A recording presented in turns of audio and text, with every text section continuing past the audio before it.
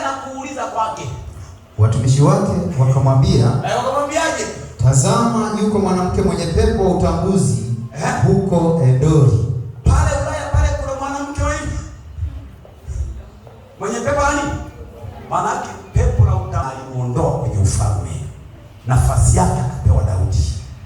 Inawezekana kuna mambo yanaweza yakakuondolea vitu vizuri ambavyo Mungu alikuwa ameviandaa mbele yako, au akakuondoa kwenye nafasi ambayo ni nzuri kwa sababu ya kukosa uvumilivu.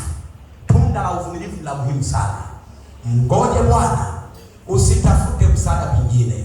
Umeona biashara yako haiendi, wateja hawaendi, za watu ambao hawajaona wanajaa hivi, wewe kimbilia madhabahu hapa, njoo ulie hapa, njoo ukeshe hapa.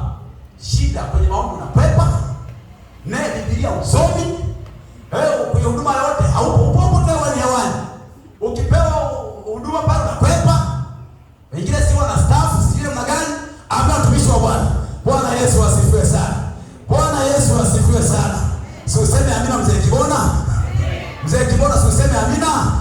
Mzee Mchina si useme amina? Haleluya watumishi wa Bwana. Nikwambie hivi, kimbilia madhabahuni pa Bwana. Uwe na kitu cha kufanya nyumbani mwa Bwana. Usiwe tu mtu ambaye haueleweki.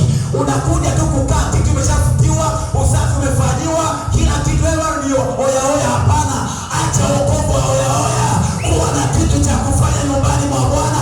Jishughulishe kwenye eneo lolote. Bwana Yesu asifiwe sana.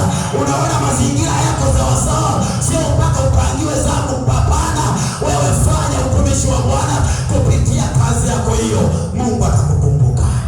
Mungu atakukumbuka. Nilisikia ushuhuda mwimbaji mmoja anaitwa Kristina Shushu. Mambo yake mengine mimi siyasemi, anajua mwenyewe.